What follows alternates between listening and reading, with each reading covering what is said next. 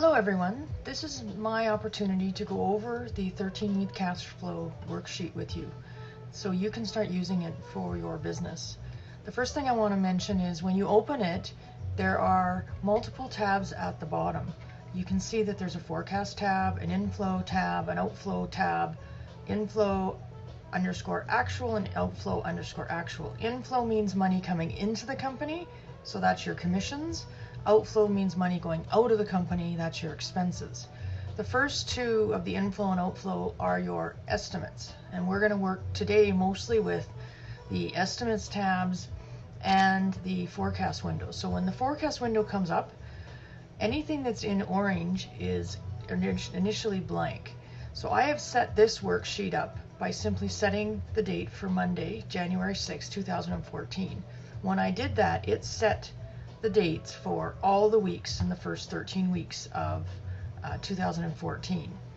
You also need to set what your opening balance is for your bank account.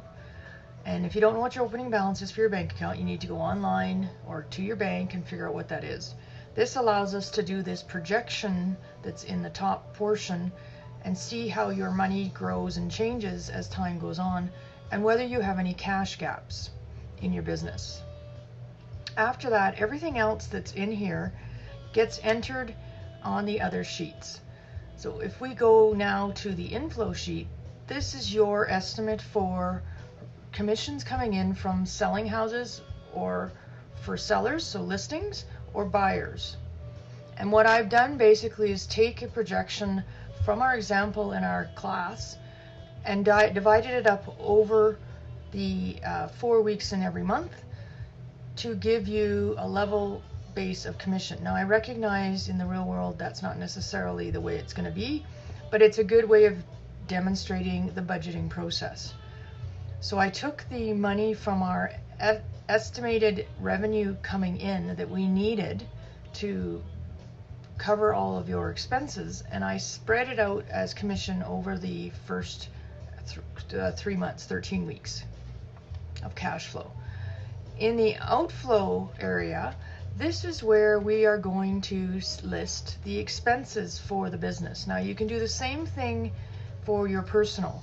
So even though I'm focused here on the expenses and revenue for the business, you can actually use the 13-week cash flow estimate and actuals for your personal life as well.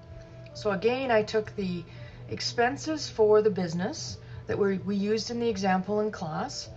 I listed them out here on the page, and then I divided up by month when I thought it would be paid. So for example, the website. We had an estimate on the website of a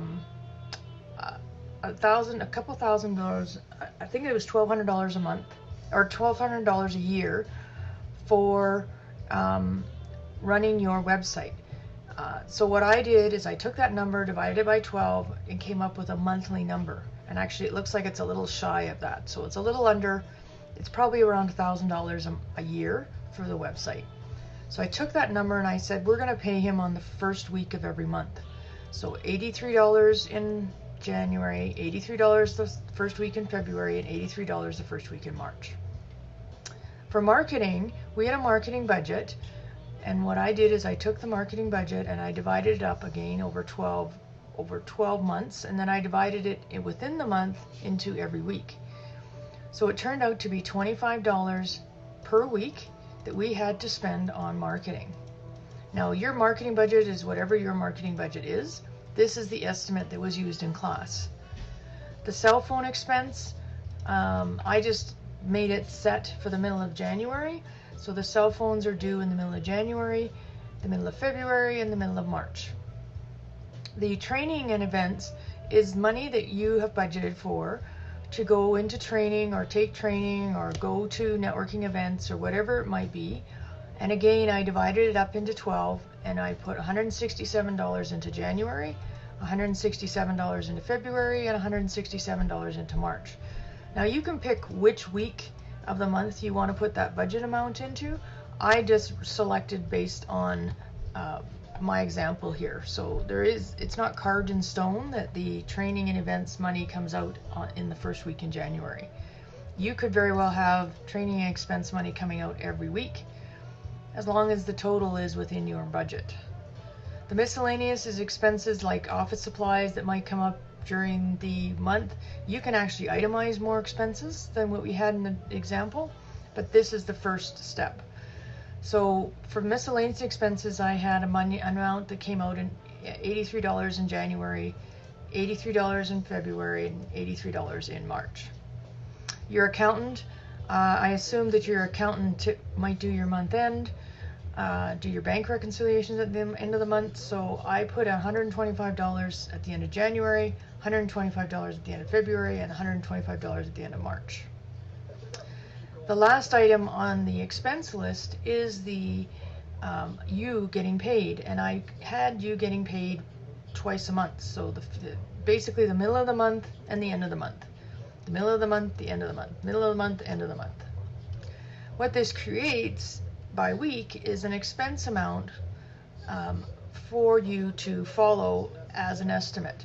Now if you look at these expense amounts, so for January 6th, the total expenses is $275. If I go back to the forecast and look at the January amount in the outflows, it's $275.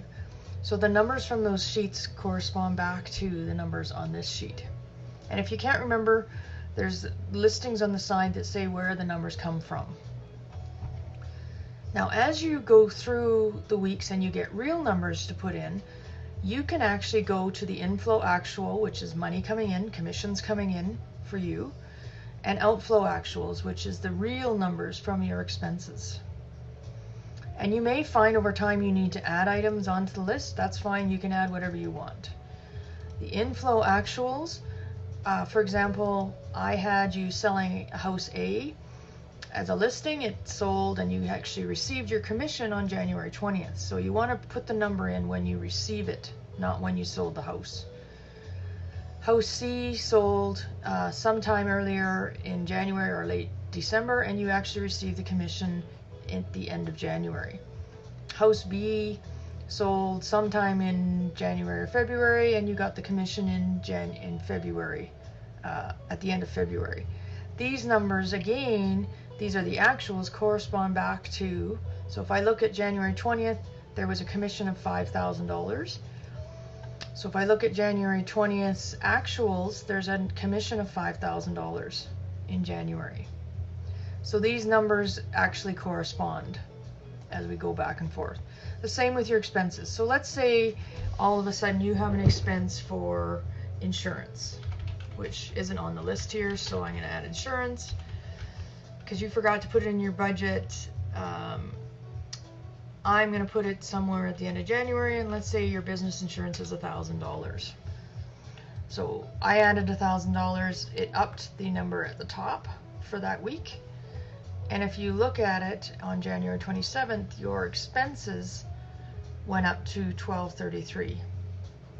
And you'll notice that that number is actually different than what the numbers were in your estimates.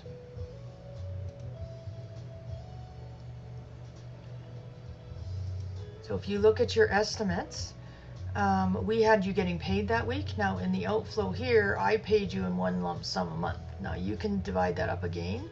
You could take this out and you could go, I want to get paid this week. So 5,000 divided by 2. And I want to get paid at the end of January. So 5,000 divided by 2. And you could do the same as you did for the estimates sheet. Oops, hit the wrong key.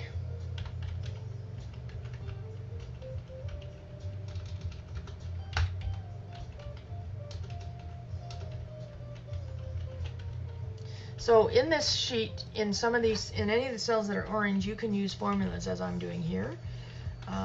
So if you want to demonstrate something a little bit easier, you can have Excel do all the math for you. And then we have there. So I divided this up. So the total expenses according in actuals on January 27th in the actual side was $74.83. So if you look back here, there's your 74.83 right there. Now what this program will do is it will look at your estimate, which is your forecast. It'll look at your actuals, and then it's going to graph them for you. And what the graphs show on the inflow side, which is your commission side, is whether you're ahead or behind your estimates. So for our example, we didn't have any cash coming in any actual cash commissions come in the first week in January, but we did have money coming in after that. So when we look at our actuals, it's showing us that this week our estimate of commissions was down, this week it's up, this week it's up, up, up.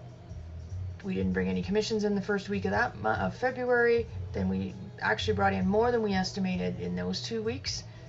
No commissions at the start of March and the rest of the month. So it looks like your actuals are actually bringing in more money than your estimates, and that's a good thing. That means you didn't overestimate what you can bring in. The same happens on the expense side, the outflow side. It looks at your estimates between estimate and actual. So the light green is actual, the dark green is estimate. It tells you if your estimates are in line. Now you'll notice that week that I added the insurance in, your actual expenses were higher than your estimate. So when you're looking at expenses, you want your actuals to be the same or lower, because that means you're maintaining and managing your cash flow really well. But this was an expense that you had forgotten about, not earth-shattering. It's just something to be aware of, that you had an unexpected expense in that week that you didn't account for previously. It just makes you more aware of your cash flow and your cash gaps. So potentially this looks like a big expense week, the week 6, and you have no commissions coming in. So this is a cash gap. So you have to take the money that you made in weeks 2, 3, 4, and 5, save some of it up, because you have expenses in week 6 that you need to cover. You need to be aware of that so you don't overspend in weeks 1, 2, 3, 4, and 5. So that was just a really basic way of doing this spreadsheet. We can go over it in detail again. I hope that this gave you a little bit of insight on how to use this. You can use this sheet every 13 weeks, so the next time you start it, you can actually do a save as of this original sheet, make it for the next 13 weeks, and just adjust your numbers accordingly and change the starting date. Then you have all of your expenses listed, and you don't have to re-enter that every time. Anyways, I thank you for your time. I hope that the review of the 13-week cash flow forecasting sheet has been useful. And again, like I say, we can absolutely review it again if you need more clarification. Thank you.